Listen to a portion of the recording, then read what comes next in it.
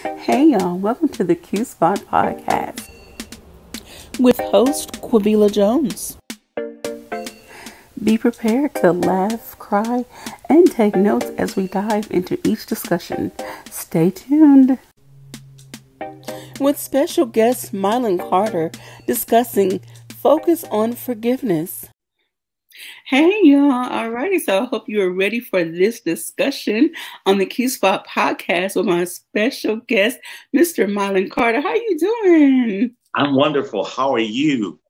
I am fabulous. So I can't wait to get into this discussion because this is something that I've been dealing with for myself. Right. As we get older, we sometimes forget that we still have that childhood baggage that tries Absolutely. to keep us in bondage. And some people just don't want to deal with it. And then they wonder why they have certain attitudes and behaviors in Absolutely. their adult life. And then they wonder why they're being held back in different areas and why other areas of their life are being affected in ways that it's like you got to do the root work first. Right. And then you can,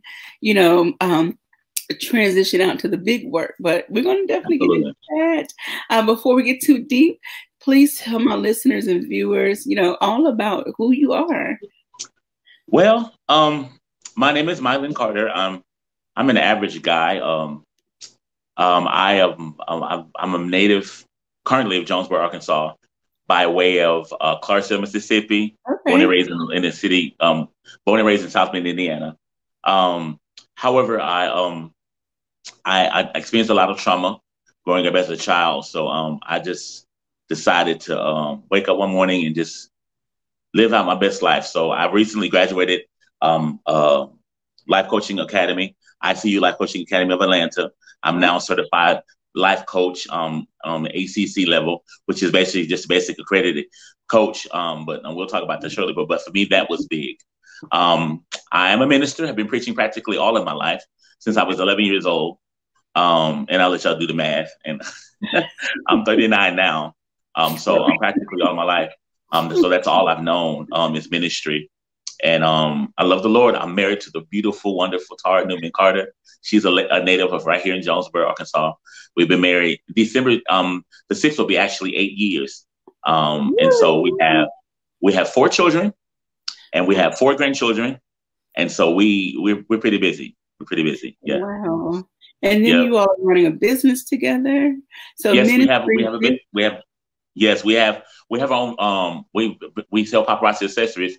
We've been selling paparazzi for for actually 3 years now. August was 3 years.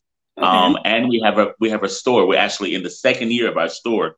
It's called the Bling Box. It's located right here in Jonesboro, Arkansas.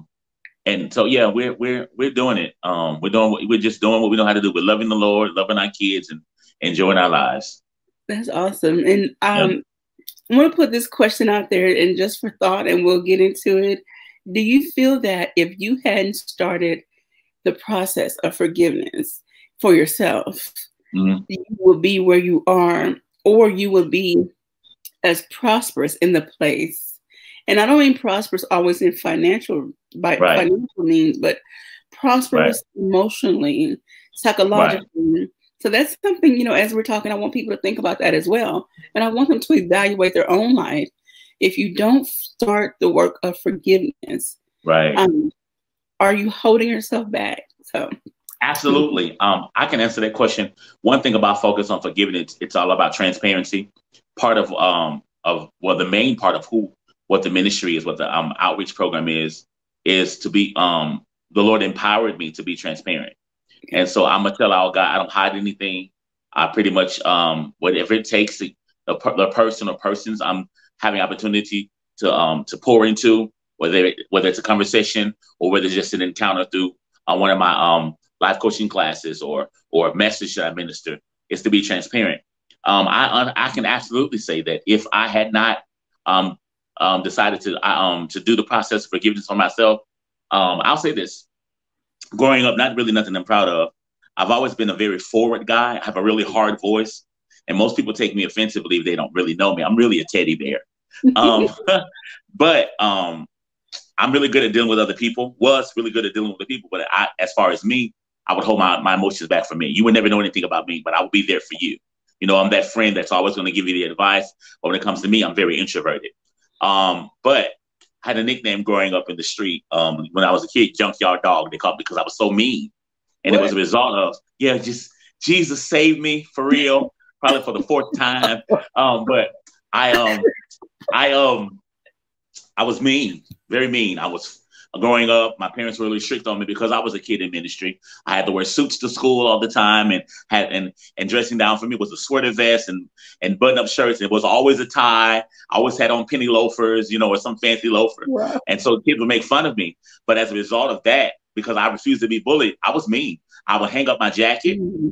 I would put it on a locker or give it to a friend, and I would fight. So they would say, "Here come that crazy boy in the suit." And so that pattern follows me all in my life. And and later it resulted in me realizing, dude, you really, first of all, you called a ministry. And this didn't happen until I was like in my early 20s. You called the ministry. And so you have to be able to be an example of not only what you say, but by what you do. And you can't walk around preaching on Sunday and beating folk up on Saturday. Come on now. So there has to be a balance. This is the scripture that says you can't serve God and mammon. You got to choose which one you want to serve, one or the other. So I had made the choice that I was gonna stop fighting with my fists, and I was gonna do my fighting in prayer. And it was then where the Lord had started really dealing with me, and it's amazing how it happened. How I was recalling a lot of the things that had happened to me, and I was sad about it at first, angry. A lot of stuff I tried to suppress, a lot of things I was trying to suppress, and I didn't want to be a product of what I've gone through, and I'll get through that shortly. But I don't want to look like I had this story that I had, so to speak. Okay. So it was about making sure that I was active in church, doing what I need to do in church, showing up for services, showing up and making sure that my pastor knew I was accountable, whatever organizations I was in church, being accountable. But I was still a mess. Mm-hmm. I was still a mess. I mean, they know I was going to be there, sing on the praise team. I was going to be in the choir, direct the choir, whatever leadership spot I held in ministry. I was going to be there. I was going to be accountable. Okay. But I was still a mess on the inside, which led me to the conversations of forgiveness. Yeah. To have, because I'm going to be really honest with you and tell you that I'm 39 now, and I really did not start this journey to forgiveness until I was about 35. Oh, wow. Yeah. A lot of us. I'm talking about total and complete forgiveness. Okay. Because I have to realize first that for years, I walked around feeling like the people who hurt me, rightfully, they did hurt me. They did do the things they did to me. But I wanted them to suffer as much as I suffered, to be honest. I wanted them to suffer in their physical body and their, minds and whatever they were dealing with, because of the way I was suffering on my mind, with my identity even, with just trying to figure out who I was. And I wanted them to just simply apologize. So I had to tell myself one day, Milan, stop waiting for an I'm sorry. Because you may not ever get it. Yeah. Yeah.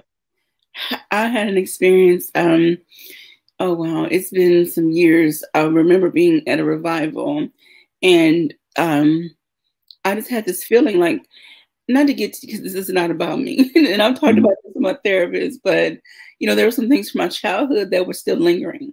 Absolutely. And in this revival, it helped to bring it up. And so I wanted to have a conversation with the person who I felt caused the most hurt. Absolutely. And unfortunately, they were dealing with a mental, I don't want to call it mental illness, well, dementia. And so, unfortunately, they were in a place where they couldn't have that conversation with me. Yeah. And so those emotions still lingered. And again, like you said, it took later in life to actually deal with it. And like, just, absolutely. I was molested as a child from the age of about 4 years old all the way up until I was about 11. It probably even started, about my end of my me being 4, kind of more intense. It started when I was 5, and from the age of 6 and 7, my molester actually treated me like we were in a relationship. I remember being 10 years old, and he cursed at me and asked me, where the F you been? Why and that's the way he talked to me. And I was 10. I was 10 then.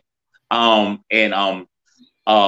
a result of that happening, mind you, I started preaching in the midst of this. Okay. I heard the Lord speak to me and tell me at 11 years old, I had the conversation with my dad and my stepmother. I was raised by my father and my stepmom. And I said, hey, I was, whatever I was doing, I can't remember verbatim, but I heard Jesus speak to me. I had a dream and this is what he told me. And I'm pretty sure that I know what I heard, and my daddy told me to go back and, kind of think about it, make sure. And I prayed about it. And this time I went to my dad and my pastor. So I knew. Long story short, in the midst of that, I remember him. It was revealed to my stepmother at the age, I was 14 when it was revealed to my stepmother that I was molested. But it was revealed on the lines that as if it was consensual on my part. He called her and confessed everything he had done because he was in prison at the time, locked up. And he made the statement, I had sex with Milan, and they named other people. So my mother turned around. I wrote a poem about it called The Tooth.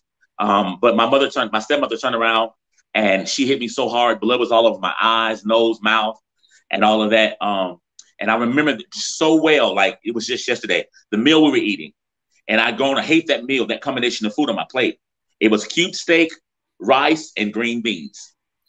I learned to hate that combination together for years to come. I would eat them separate, but never together, he called in as it was consensual on my part. But unfortunately, at the time, fortunate for me, but unfortunate for me later, he ended up going to Ohio, getting involved in a shootout in which he was killed while I was 16. I remember the excitement. I'm going to be honest. The excitement that was over me, like I don't have to deal with that anymore because I knew he was getting out of prison, but I didn't know when, but I was afraid he was going to come back and try to do something to me later, and now on top of what he had done to me and then calling with his consent, my family at the time is now mocking me and calling me names based on what they'd heard about me. And so I grew up very angry. I left home when I was 16 years old. I remember getting a whooping that night with my mom, and after she called me some names and she said some things to me. And I said, when I get old enough, I'm leaving. I ran away from home at 16, had not been back since. But since then, my parents and I have reconciled, of course. But I left home when I was 16. I had to do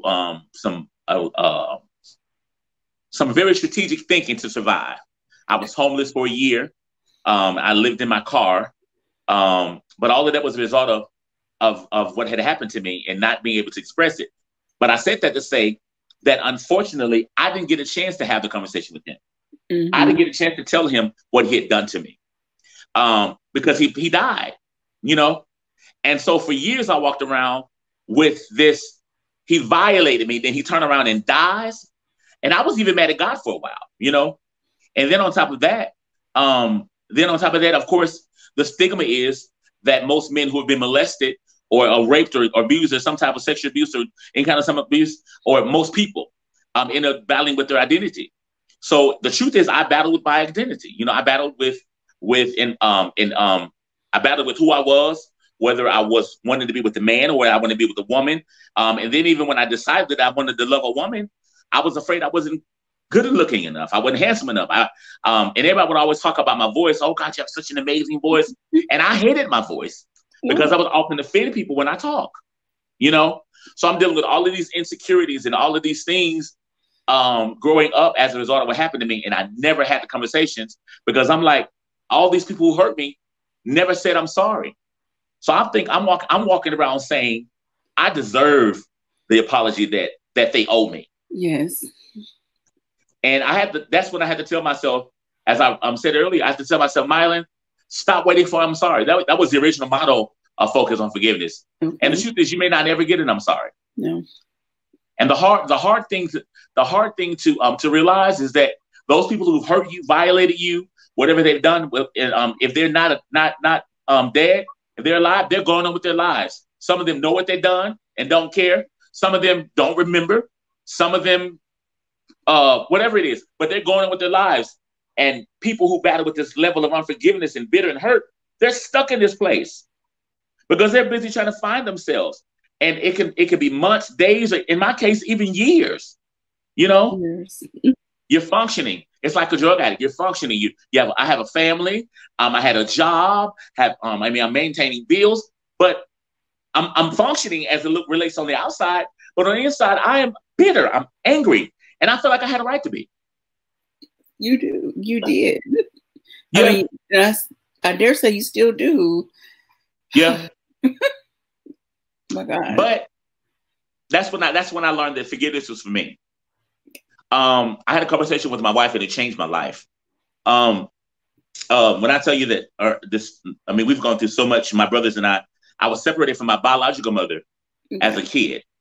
My father took me from my biological mother, which was supposed to have been a summer, but at the time the court systems wasn't that strong, and so he took us for what's supposed to be in the summer, and ended up keeping us from her, from her for several years. Disconnected all ties, got complete custody of us because he was our biological father. Completely shut her out. So for 12 years we were separated from my mother. For 12 years. And so when I went to have a conversation, well, growing up, after we would get whoopings and get, beatings or whatever. When I tell you we would get whooped with water hoses, dog chains, fan belts off of cars, flat, like pieces of flat tires. I remember being whooped my stepmother would take the flat part of a knife and whip me in my hand with it, or make me turn my hand over. And she would say to me as she was whooping me and make me take those licks, and would say, if you move and you cut yourself, it ain't my fault. I'm not taking you to the hospital. And so, but growing up, they would say, well, we knew she was our stepmother. She would say, well, your mama didn't want you. So, so we grew up thinking that we weren't wanted by a biological mother. And so the only life we had was to be abused by my stepmother. My father worked 2 jobs. And one time he even worked 3. And so he would only come home whenever he got home from work. And whatever she would tell him we did, he would turn around and whoop us again, probably for the same thing. And I remember being hung. I think about it and thank God for where he's brought me from. I remember I was really thin as a kid. I remember being hung from a really thick nail that was on the side of the cupboard. And I was hanging there kind of dangling while my father was whooping me about something that was said about me. And but I remember growing up. So I ended up having a conversation with my wife. And it just hit my mind one day, all out of the blue. I was 34 years old, never forget. I said to her, I said, Tara, I have a strange question. She's a mental health therapist by trade. So, and I was saying, I need to talk to you about something. I said, am I wrong for feeling like I need to talk to my parents? Because my mom would say daddy took us, daddy would say mama didn't want us. I said, I feel like I should be old and I should be over this, but I want to know. She said something so simple to me, yet so powerful. And I said, I'm mad, but I'm trying to suppress it. And I feel like I should be over this by now, but I feel like I need to have a conversation. She said, your problem is you were forced to grow up more, faster than you should have. And you didn't have a childhood. And so what made you do, it made you hard. And you weren't able to process those emotions. She said, go back, revisit those places. She said, have the necessary conversations for you, and then get up and get up and grow up. Okay. In other words, so I did exactly what she said. I remember going to the room that night in the prayer room in our house, and I just laid on my face and I prayed. And I began to talk to the Lord, and I heard the Lord clearly say to me, "You have to focus on forgiveness." Okay. Thus birthing the name. And I was reading about different people who had went through things. Not only the Bible, but different people's stories. I was watching videos for a series of days. I was just watching videos about letting go and how forgiveness is for you and all of that. I kept hearing it over and over again. And I called my father probably 6-7 days after that, and I had talked to him about 20 years. Haven't talked to my father in 20 years. And I said, hey, sir, I said, I was wondering if you still had the same number. And he said to me, I've been calling you. That's the first thing he said to me. And I just figured you hated my guts. I said, well, I did. I said, I'm going to be really honest. I did. I said, but I don't right now. But right now, this part of the conversation, this is where I need to talk and you need to listen. Okay. I went down the line and began to recall some things. And I said, it hurt me. I said, and I lost my identity because of all that. I said, I understand that I was raised by my stepmother and that was mom that we knew, but you were my father. Yeah. And I feel like you allowed this stuff to happen to me. And even though You weren't there most of the time. You didn't say anything. You didn't take up for me. You were believed everything that was said about me, and you reprimanded me because of that. And I said, for years, I hated you because I felt like my protector had let me down. And so we talked and we talked and we talked, and he cried. And I'm going to be honest, I'm a hard cookie. So it takes a lot. At the time it takes a lot. I'm not moved by tears. I mean, I'm going to say what I need to say. I used to tell my wife I'm a baby thug, you know. And I was not moved by his tears. I said, and he was like, you okay? I said, yeah. He said, you don't even seem connected. I said, well, it's going to take me a while. I want to take this journey to get connected because it's necessary for me. Yeah. I made sure that was a point. And so we had planned to go to Indiana and then kind of sit there. I was my first time being home since 1998. I was going to go home and sit down and talk to my father face to face. But unfortunately, I had a cousin that passed away. So it became more about the funeral. But during that time, I had a conversation with my stepmother, very, very small. Okay. She ended up calling me after we left and came home. And she revealed something to me that first I was like, well, that's an excuse. You know, you trying to make up for what you did with these lives. And she told me something that it was a shocker to me. She apologized. She said, Milan, I'm so proud of who you become. She said, I know it may not mean anything to you right now, but I apologize for who you become. And I want you to know, I mean, I love who you become, rather. And I need you to know that I'm sorry. And in my mind, I'm thinking, I don't need your sorry. You should have done this 25 years ago, you know? And my mind, I went back, I did recall some things. I said, well, you did this, this, and that. And immediately I had this piece that hits me. Mm-hmm. And I let her talk. And she told me, she said, the child you were growing up, I was to my mother. Mm-hmm. And what I wanted to be, you ended up being. Mm-hmm. She said I was called to ministry and my parents were not where they needed to be. So she ended up not accepting that. And so I decided not to do it. My mom called me names. She was abusive to me and all of that stuff. And I'm the darkest of all my siblings. I'm the only dark-skinned one. Okay. That were raised in the house with me. Okay. And so I'm the dark-skinned one. So I was the black one. I was the ugly one, you know, all of that. And she said, I was just like you. I was the black one. And she went on down the line. Now, the whole time I'm listening to her talk, in my mind, I'm thinking, what is this relevance to me? And she said, I'm going to be honest with you and tell you, I was jealous of you and even mad at you. And I'm like, I was like, what? I'm a kid. And I was mad at you, is what she said to me. She said, for a while, I was angry with you because you fought to be who you were meant to be, even in spite of what we were putting you through. And I never had the courage to do that. Quabila, as much as those words at first didn't mean anything to me when she started talking, when it came out of her mouth, it's like something lifted me. Not the fact of all that she said had done, that had happened to her. What lifted me was you had the power to continue to be who you were destined to be, regardless of what had happened to you. God. And I said to myself, with tears started flowing down my face, I'll never forget. I said to myself, I said, Milan, regardless of how many times you can go back in your life, and you can think about all the failures you feel you made, the biggest triumph you've ever made is the fact that you chose to stand when you should have gave up. Now, I'm gonna be honest, I was suicidal throughout the years. I even attempted to commit suicide several times. Was angry when the suicides didn't work.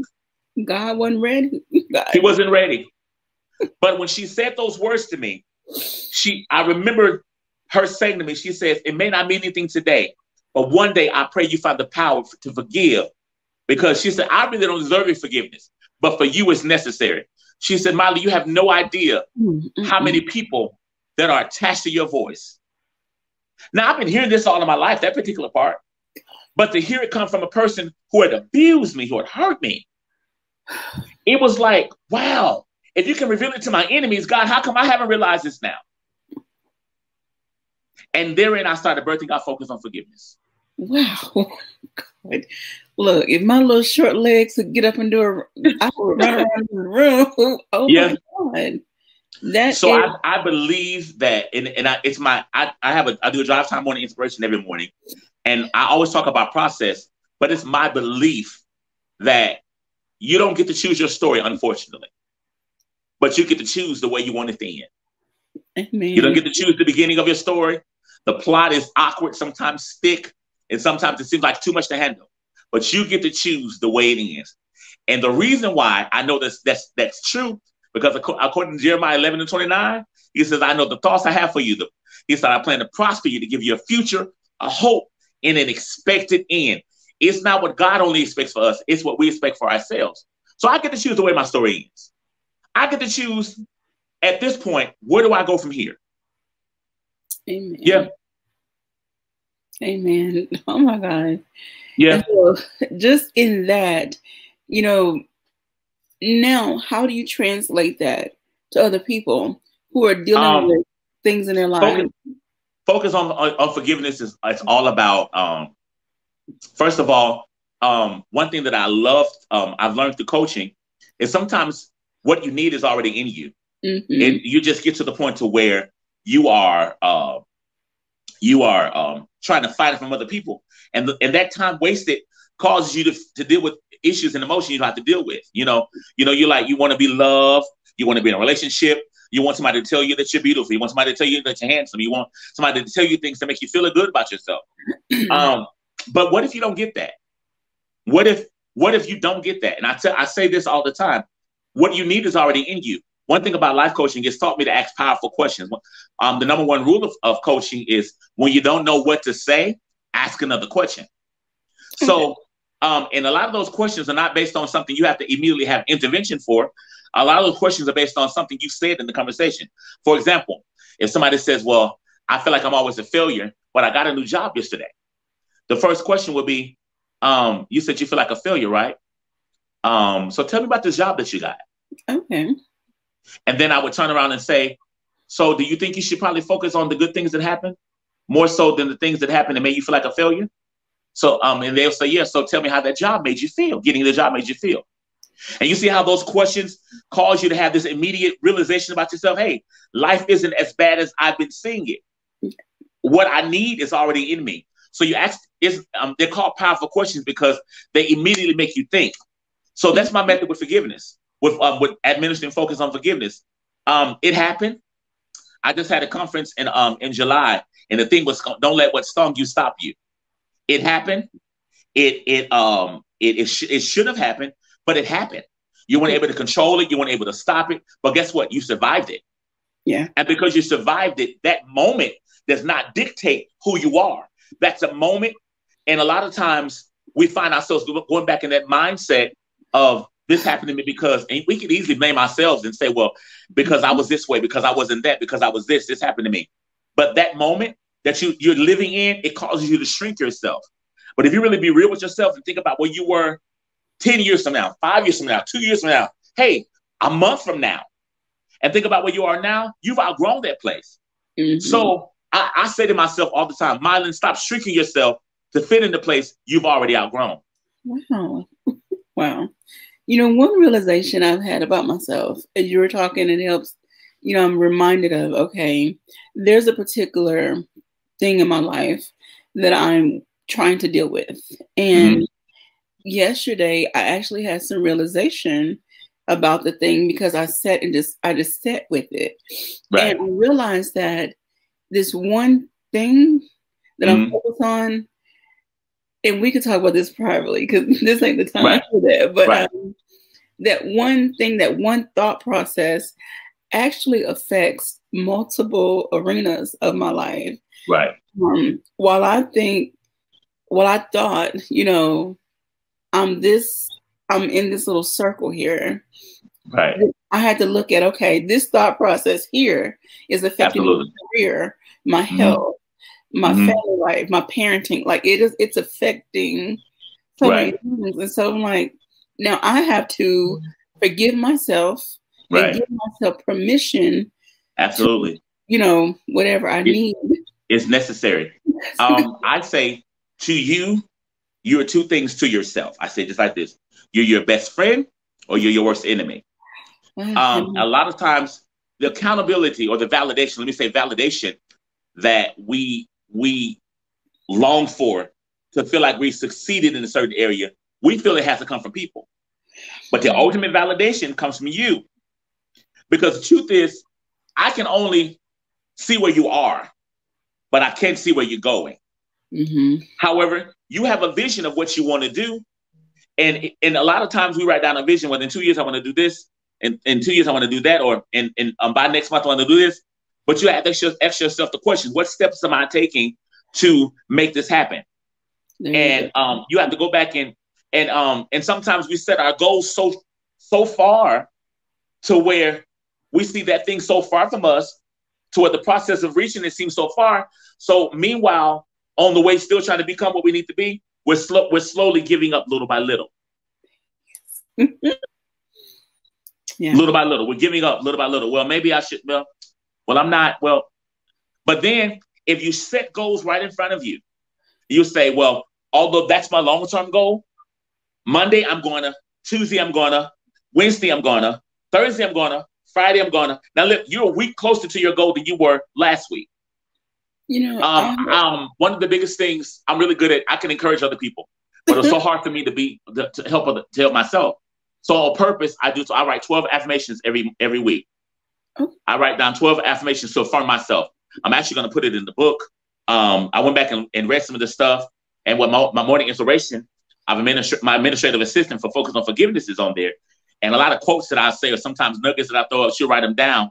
She came here for a meeting the other day we had, and she gave me over 250 quotes that I said that. I said, ooh, I was deep. Did I say that? And we laughed about it. She said, sir, what you're doing is not only are you empowering people, not only are you drawing attention to Focus on Forgiveness, she said, but you like T-shirts. This stuff goes on T-shirts. So you're bringing in extra revenue. So guess what? Because of the restrictions that my mind had me based on what happened when I was a child, I felt like I would always live in a limited amount of space when it comes to my money. Mm-hmm. And so not only am I getting healed or have gotten healed from the restraint of unforgiveness, but I'm also getting ready to be an entrepreneur on a whole nother level. You better say that. Because I decided to put my goals in front of me. But I mean, my affirmations aren't anything major, anything big. Like I literally, sometimes they're like, really deep sayings. Like, I have days to where I wake up and I just don't feel good looking. So on purpose, if that's the day I feel it, I go in the mirror and I write down, I get up in the morning and I write down these 12 affirmations. I do them every Saturday night or Sunday night because, so I say them all week, that one set of 12. If one day I get up and I'm not feeling what I wrote on my paper, I'll change that affirmation. I'll say, Milan, you are absolutely handsome. And you have a woman that loves you, and she loves you because of who you are totally. And it reminds me that I'm enough. Okay. Then I'll say little things like, there's a poem that I wrote about called The Tooth. And for years I had a tooth that was sticking up in my mouth. Okay. And I was afraid that was ugly because of that tooth. And I just started doing the affirmations after the tooth fell out. Okay. After the tooth came out. And I would tell myself, because now I have this gap, I would say, you know what? That's a part of who you are. So many times I thought about, you can go get it fixed. But I was like, no, I like my gap. I got a little TDJ thing going on. I've learned how to embrace my flaws and celebrate where I am, because my life could have been so much worse, And so my affirmations every week, there's something. Sometimes, like I said, they're major. Sometimes they're small. Sometimes they're major. Whatever they are, I choose to purposely affirm myself. And if in fact nobody tells me, which it happens that I love you, I tell myself you're loved because you love you first. Wow. I make sure that I put that into myself, because the Bible says is it goes into the man that defiles them, but it's what comes out. The reason why it's not a big purpose on what goes into one, because if you put the wrong stuff in, the wrong stuff comes out. But what you're putting in there, it comes out.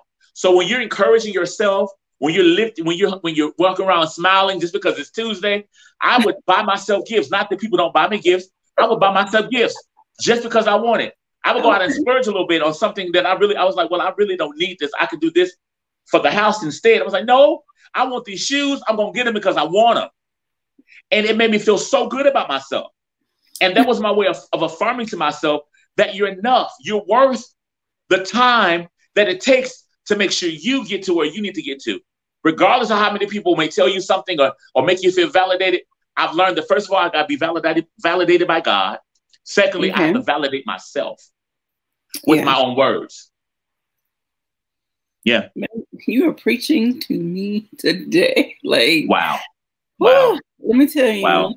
Many people that know me that I've had personal conversations with, and then people who, everyone that knows me knows I have lymphedema. And so it has altered my physical appearance in a way that has taken me up, down, left, and right with some emotions and thought processes. And I do find myself falling into that unworthy, space. Even though, I have a bachelor's degree now. I'm working on my master's. I'll be done in December. Yeah, I saw the bachelor's. Congratulations. Thank you. I've written 2 books that were published, and I start this podcast and I do the radio show. And like, I have this list of things that I've done positively. And then I still want to retreat back to this little dark space. You have to go continue to those positive places. And it seems like a lot of work, but I promise you it's necessary. The work is necessary and it helps. You have to go back to those positive places. And sometimes you have to repeat them over and over again. I lost my job in October last year. The job that I had was a really good job. And I remember going through the process and I remember being angry. Oh God, I was angry at God. I was frustrated because my wife had an illness. She was diagnosed with the illness. And I'm like, I don't know how to go. I was talking to my pastor that day and I said, I got to go home and tell my sick wife that in 30 days, we're going to not have medical insurance. But I remember going through that place. And I remember saying to God, I was like, God, what are you doing? And of course, didn't get an answer. But it was about 3 days later. I lost my job. It was a Thursday. A pastor called me on a Saturday after I talked to him Thursday, knowing I lost my job. And he says, hey, preacher, I want you to preach Sunday. I'm like, okay, God, you funny. You're real funny because I ain't got nothing to say right now to nobody, nothing.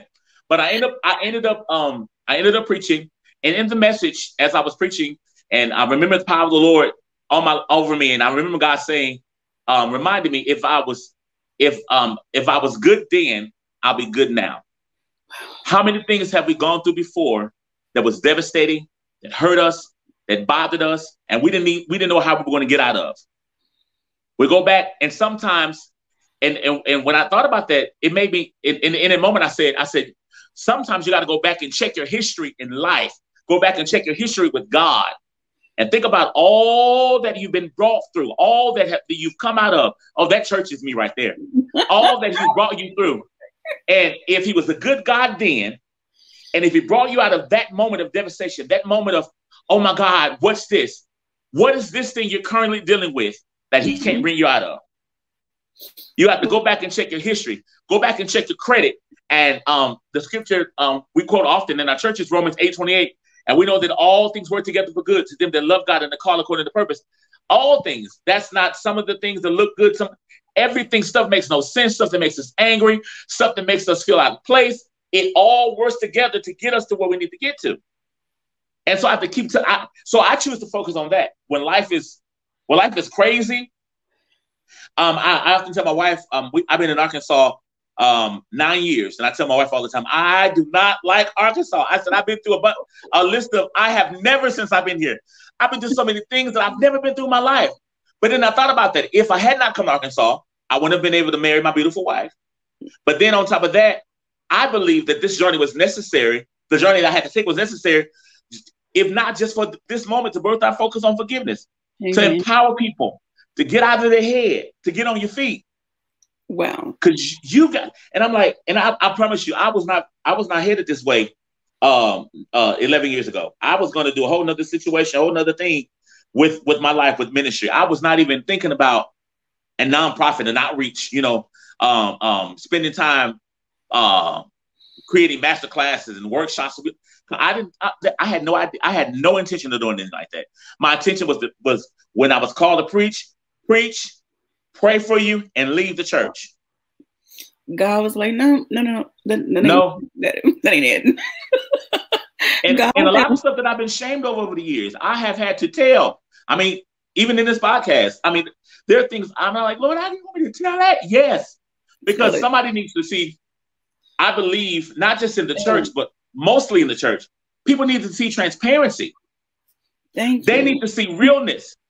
We try to cover up so much. We have to say some things you're going through. Okay, somebody needs to know what are the things you're going through. I know what it's like to be molested. I know what it's like to be raped. I know what it's like to battle with your identity. I know what it's like to be suicidal. I know what it's like to have a drug habit. And name that thing. Some people need to hear the transparency because we're so busy trying to say, I've gone through some things. We label that with those things. And it had been said years ago to me in church, everybody can't handle your testimony. But there's a remnant of people that can. Yes. So some people need to know there's somebody out there who is currently not where I am, but have been where I am and are dealing with exactly what I've dealt with. Because and it's not about bringing people to the church only, but it gives them the intervention. It gives them the intervention they need that leads to an encounter to know that there's something bigger than me that loves me. There's something bigger than me that wants me to succeed.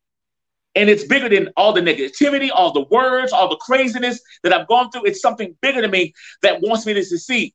And later when they find out that something is someone and his name is Jesus, it opens up a whole nother place. Wow. Yeah. And I believe in transparency.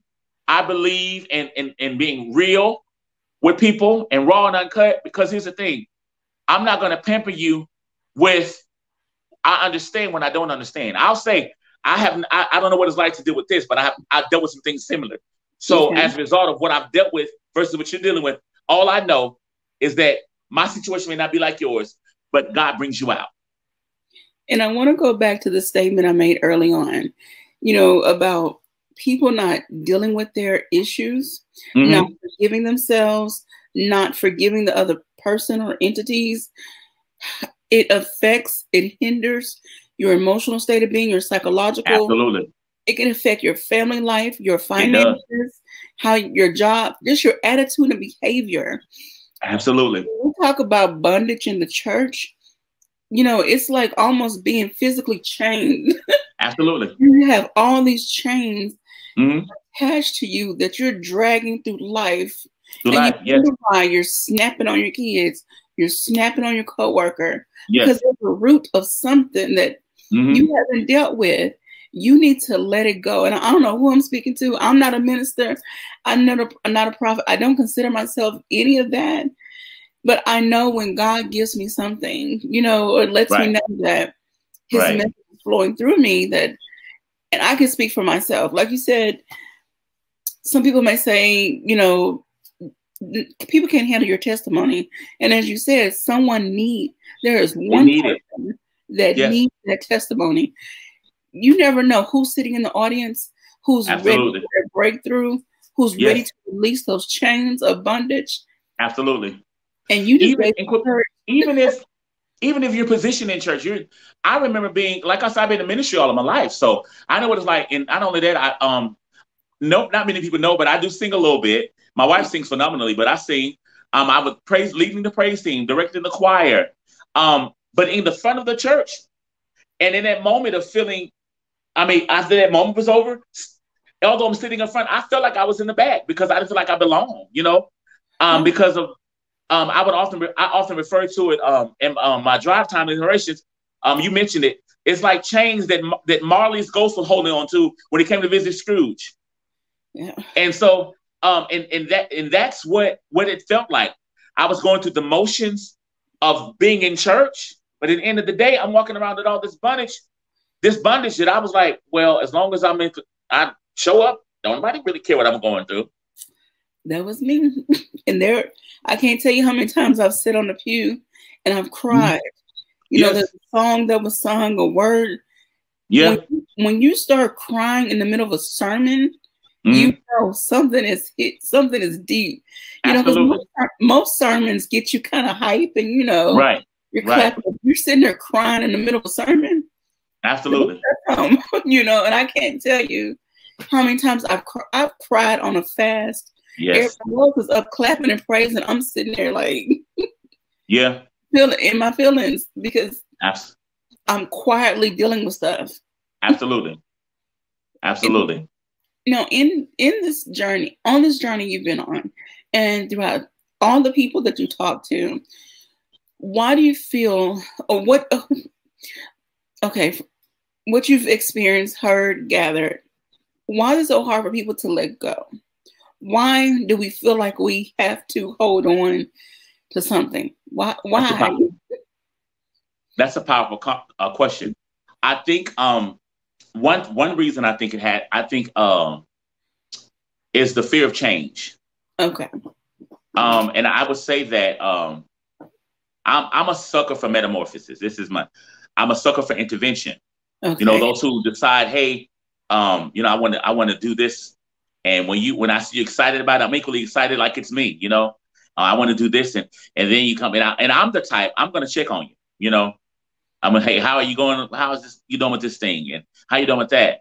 But at the end of the day, when it comes to holding on, it's the fear of letting go of that thing you become so common to. Okay. It's like you want it to leave, but when you let it go, you're going to encounter a whole new you. So the fear of that dealing with the new you, you're going to have to get to know a whole nother person. Or if not, as relates to everything, as relates to that thing, because what letting go means you're willing to go through the process of not dealing with that thing or not remembering that thing the way it used to affect you. Okay. So I think it's just the fear of change. And that could be personal, as I just described, or as it relates to other people. And it's so easy when you're dealing with things on a personal level. As you know, as we talk about some things, my self-esteem, and you talk about some things of yours as well. It's one of those things that it's like firsthand. You wonder, do people see myself the way I'm seeing myself? Are they saying about me what I think they're saying? Or that consistent feeling like that you have when you walk in the room and all of a sudden it gets quiet, you think everybody's talking about you? And you're in the room now, so you can't just walk out because you were awkward. So you got to appear non-awkward and smile and say, oh, hey, like you didn't really feel like everybody was talking about you. Yeah. And the truth is, they probably weren't talking about you. The conversation probably was just over when you walked in and they turned around and just happened to say hi at the same time.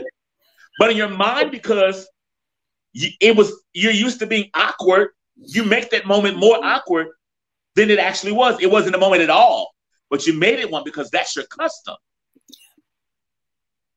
So, yeah. Okay.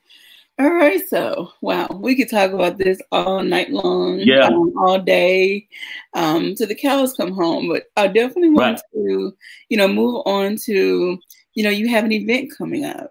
And we are in September. I'm excited about it right now. And so let's talk about this event and then what inspired this event? Well, the event is called The Power of Re. Re is the prefix meaning to do again, rewind, everything that has to do with starting over. It starts with the prefix re, rekindle, reclaim, restart. I started focusing on forgiveness years ago, and I kind of took a sabbatical because I had so much going on. And so last year in September, I went back to my hometown. Mind you, I told you I hadn't gone there in 20 years. Even after my father and I had reconciled, we went back. I hadn't preached there, oh my God, since I was a kid. So I preached for the first time there in September last year. And that was my first focus on forgiveness. It was a little class workshop I did that Saturday. And then that Sunday morning, I preached at the church. And in the building, my father walks in in the midst of my sermon. I didn't expect him to come. They didn't even know he was there. Now, by this time, we had reconciled, and we're talking every day. Even today, I call him back too. But even today, we talk almost every day. And so I had talked to him in about a week, and I didn't even know that he was going to be there at the service. He walks in the middle of the message. I broke down into tears. I said, "Oh God, I'm sorry." I said, "Y'all, I'm sorry. Here's my daddy. Oh my God." That's the power of forgiveness, the power of healing through forgiveness. And I hugged him and my stepmom. We've all three reconciled. And he hugged me. He said, "Son, I cannot miss this recharge in your life." I was like, "What you say?" Mind you, I got the mic. And I said, and so the word recharge stuck with me. So I told my wife, I said, when every event we do in 2020, the theme for the year is going to be recharge. Okay. So the because we're starting over, we're refreshing, we're getting a fresh fire, and um so I've had a couple of events prior to, but what's special about this event, the Power of Re, because that's exactly what I plan to do. I plan to empower those who are stuck, who are stagnated, who are at a standstill, to get up, restart, rekindle, refresh, re-event, even if you have to, Wow. renew. It what originally was it was a 2-day event. It was going to do a concert and master class, but I merged into a 1-day event. It's going to be Saturday, October the 10th. It's going to be a Okay. 1-day event. It's going to be a workshop and master class. I'll be sharing on what was given to me by the Lord, the Power of Re. We have some singers there.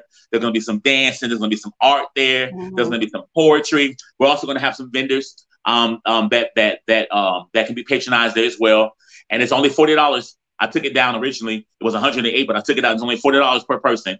And I believe it's going to be an amazing event. My plan is for people to leave there rather, not with just another situation. I went to a workshop and it was good. I want to be able to give them something that they can go back and pick up 4 or 5 years from now and say, I remember when in the Power of Re, I learned how to rediscover. Okay. I mean, and I will tell you this, without giving so much, okay. I'm going to deal with from the moment the pain happened that caused you to have the break, all the way until the processes from the break, all the way how to get up and do it again. There's going to be a little drama involved as well in the presentation. I'm super excited about it because I really believe that it's going to empower people to get up. Like I told you originally, I'm a sucker for metamorphosis. I love to see people set a goal, go through the process, reach that goal. I love to see people blessed. I'm excited about you getting financially blessed or your business growing and you booming and you getting your degree like it was me. I love it. I love it because I know what it feels like to be in that place and feel like you can't do anything with your life and everything you do is you fail at it, even before you try. Yeah. So I want to empower people in this event to get up and try. And then if the first time your strategy don't work, get the same strategy, do it with a new fire. Get up and do it again. Right. So I'll put your information on the screen so that people can jot it down, reach out to you if they want to attend, be a vendor, they want to be a blessing in any shape, form, or fashion. Right. Reach out to Mr. Milan Carter and then learn about how you can begin the forgiveness process for yourself. Absolutely. And it's not a marathon. It's how can I say? It's not help me out here. It's not a quick race. It's it's a journey. All that matters is that you finish. Yeah. It doesn't matter how fast or strong you are. You just have to finish. Yeah. Because the more you run the race, the more you continue in the race, your stamina builds up. Your drive comes alive. And you look at how far, this is a little bit of my notes. You look at how far you've come at the point of the middle of the race, which in the normal race is a checkpoint. Okay. You're at the checkpoint, you look back like, wow, I've come a long way. Now you can choose to stop there and rest at the checkpoint, or you can choose to look at the finish line and say, ooh, that's a long way, and keep going. Yeah. And there may be others who've gone way further than you, and that started with you, but that don't even matter. Ooh, let me tell you something. And I've had to check, when I say check myself for real, in the past 2 weeks, when it comes to looking at other people and where they are. I've been convicted because I've looked at a certain person or people's posts about their success, and I feel that little green monster start to creep up. I get it. I promise you I do. Like, Kobila, you're not there. You're not them because you haven't done as much work yet. You will get there. Your time is not right now. So absolutely. And I'm the person, I love to celebrate everybody. Like I think I'm everybody's cheerleader. My friend Carla, she told me you cheerlead for everybody, and I do. But there's part of me that wants to be successful too. there's part of me that wants my ice cream, whipped cream, cherry on top. And Right. I was like, but Kwabila, I have to like, I've had to, when I say check myself, like, girl, really, you Yeah. and your feelings about something It's you had it's to put on. yeah. It's definitely it's definitely, I'm gonna be honest, it's a trying continual, I'll say continual trying moments. But the fact that you can stop and check yourself and realize, here it is again, that someone else's story is not yours. Yeah. And I my grandfather said something years ago, um, and it stuck to me. He said, "Mylan, everybody wants to live in the spotlight, but they forget the bigger the stage, the bigger the light, the more heat it generates." Yeah. And so when you're destined for greatness, the process to get to that ultimate place, it's going to be uncomfortable. It's going to be a lot of things. Yeah. But at the end of the day, it's meant to get you to the place that you're destined to be, and all the people you're going to impact. I'm a firm believer that you can speak to one person and say the same thing to them 1,000 times, and they never hear you. I can Mm-hmm. come and say it to them one time, and it's like a light bulb came on because they were silent to my voice. So because it looks easy for everybody else, we don't know the process they've gone through to get to that point. Yeah. So yeah, yeah. And to tie forgiveness into that, forgive myself again, forgiving myself Right. for the space that I'm in. And, I made different choices. Different Right. things happened to me in my life. And so Absolutely. I have to forgive myself, Right. and then give myself permission to be okay Right. and content and happy where I am. But keep moving forward. The finish line it may look far away, like you said, Mm-hmm. but I can get there. I can get there. Yeah. So, oh It's my God. wonderful. So that's what I plan on doing in this event. I want to push people. I want to do my part Okay. to empower them to get up and stand on your feet. Wow. So I'm excited about it. I really am. I did mention previously. Now, there's options. You can reach out to me to register as well, but to register directly, there's a link on Eventbrite. Okay. Eventbrite. So if they want it, they can find me on Facebook. I'm Milan Carter on Facebook, or email me, and I can send that link. You can just go right there and register and fill out the form there, and it just takes just a few minutes as well. Okay. So Well, we hope that the event is packed to the gills. yes, Safety I hope measures so. in place. We know Yeah, the time that we're living in, so mask up or whatever you got to do to be safe in the place. my Um, volume is going down somehow. I don't know what happened here. oh, okay. Can you hear me okay? Yeah, Okay. So as we get ready to wrap up, like again, we could talk about the process of forgiveness, forgiving yourself. We could talk about that all day, yeah, every day, because it is a absolutely. process. Um, and we want to let everybody know you are a life coach as well. So again, Marlon's information is on the screen. I forgive the number 4 myself at gmail.com. Reach out to Mylan for any type of services. Look, start the process. Start your process right now. I promise you, don't get to be 40, 50, Absolutely. and 60 years old still carrying around 20-year-old baggage. That's not a Right. good fit. Not a good fit at all. Um anyway, I'm gonna stop because I get on my little soapbox here. This has been wonderful. This But has been absolutely wonderful.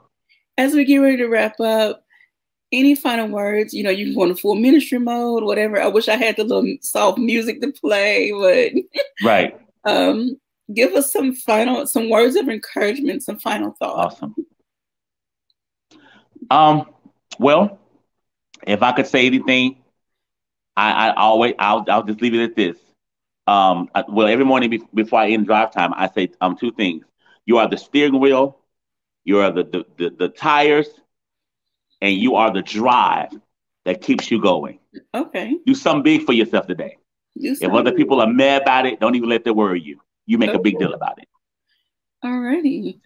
Well, I can't thank you enough for being my guest. I hope this won't be our last conversation, because I do want to follow up on, more of the forgiveness process. And, hopefully there will be more seminars and programs that you can report on.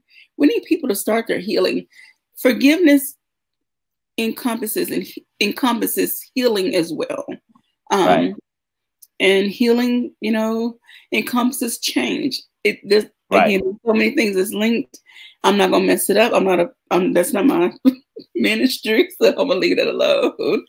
But Right. thank you. Thank you for having me. So again, reach out to Mr. Milan. Information is on the screen. Pause the video if you need to write it down, whatever it takes. I can't thank you all enough for supporting the Q Spot podcast. Check me out on Facebook, Instagram, Twitter, Snapchat, YouTube. I'm trying to be social, y'all. So be patient with me and stay tuned. So as always, don't forget to be intentional with your words, your thoughts, and your actions. And as always, pink sugar kisses. Mwah. Thank you for watching the Q Spot Podcast video edition. Don't forget to join the Q crew so you don't miss a beat. Follow, like, share, and subscribe to all of my social media platforms and the major podcast platforms. And as always, pink sugar kisses. Mwah.